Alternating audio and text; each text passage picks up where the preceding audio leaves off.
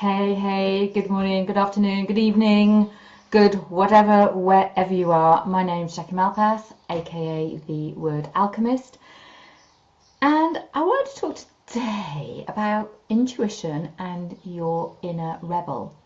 So I have a lovely friend who had just bought my book, and she was reading it, and she said that her inner rebel was kind of holding her back. So several people had said, you should write a book. And, she does have an absolutely fabulous story to tell. But of course, as soon as you hear the word should, if you're anything like her and me, you go, do you know what? Don't tell me what I should do. I'm not going to do it. So she described this thing called her inner rebel. And I thought, well, yeah, I got one of those. Like my little inner child is a bit of an inner rebel.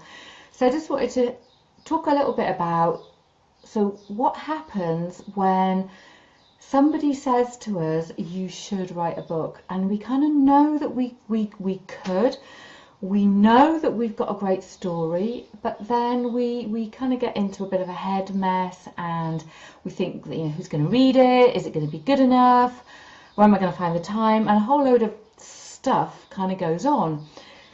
So my first question is when that little inner rebel comes up, what is it that you are resisting? What is stopping you? Because, that stuff that comes up for us is a mirror, isn't it? And it's something that we need to examine. So I thought a little bit about, well, how do we get past some of that kind of stuff? So this is just a couple of quick tips. Do it anyway. So when you're feeling resistance, you'll feel it somewhere in your body, and it will feel tight and uncomfortable, and somehow you just have to get yourself up and go and do it. Just do one thing, do anything, just do something, but start the process. So do that anyway, start. It's a little bit like when I started to write this book. So I knew that I wanted to write the book, or rather that the book wanted me to write it, and I kept resisting it and saying, well, why? And all kinds of stuff was going on inside my head, and I've written loads of stuff, but I just decided that the easiest thing to do was just do it anyway. So that's what I did. That's what I'm doing. Trust the process. Everything is a process. So you might have a plan. So, for example, I have a book plan, and I know it works, and I trust that it works, but sometimes we have to add in some of our other stuff, and that becomes a new set of processes, and it's trusting the process.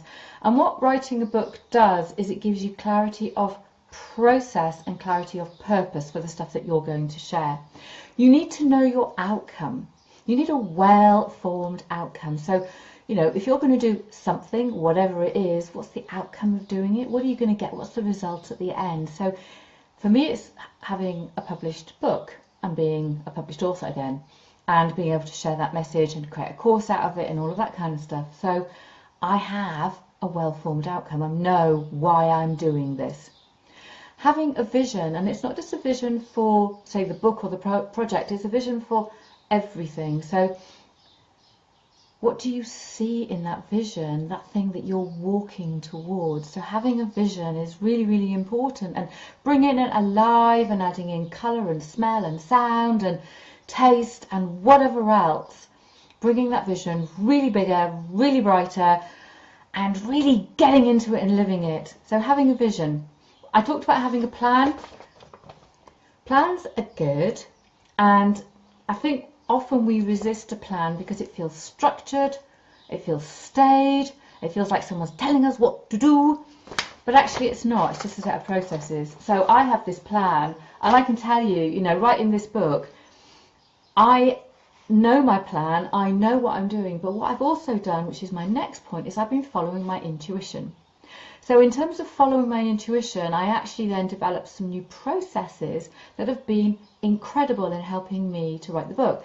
So I developed something called wordplay, and it really, all it was sheet of brown paper, lots of coloured pens, go and sit somewhere. In this instance, I went and sat upstairs on my terrace, and I took some deep breaths. I got really connected to my muse. I had some crystals, and I just wrote.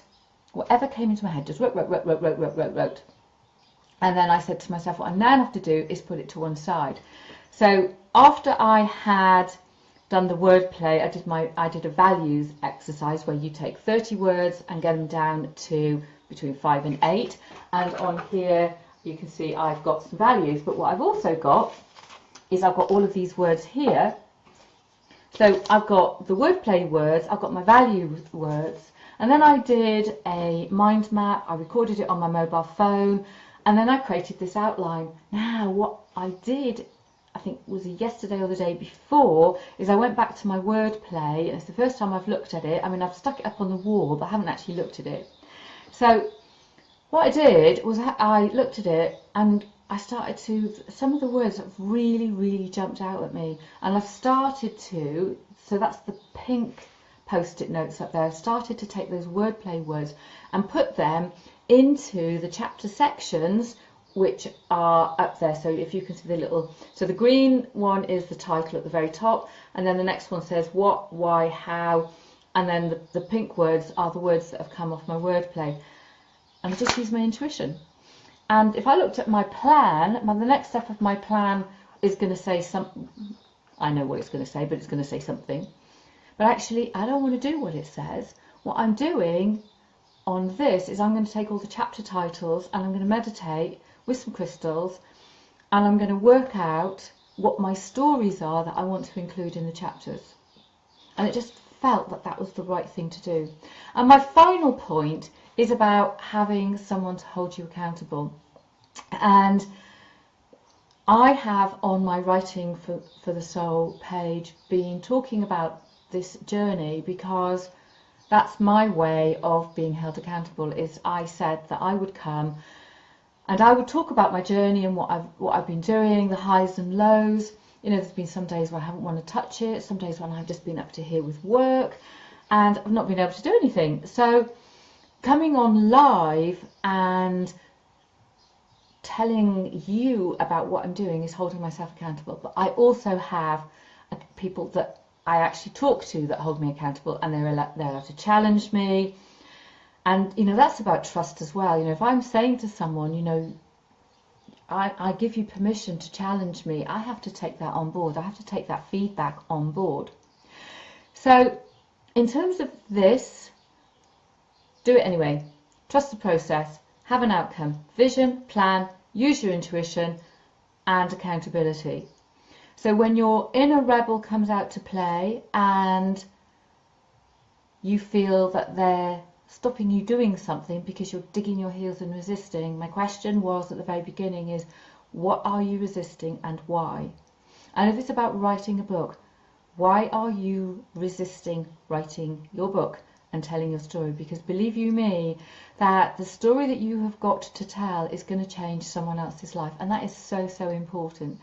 So my invitation to you is to notice that little inner rebel, the demon that sits inside of you, the little sticky up horns that says, I don't want to do this. Examine why that might be. Find out why you're resisting. What's that mirror? What's that trying to tell you? And then deep breaths, and let's do it anyway. So up above here is a little sign up button. If you would like to sign up, you will get an ebook which is called How to Write a Non-Fiction Book, and you will also get this end-to-end book plan. So I hope you've enjoyed this. If you've got any questions, pop them in the box below, and I will see you later. Have a great day.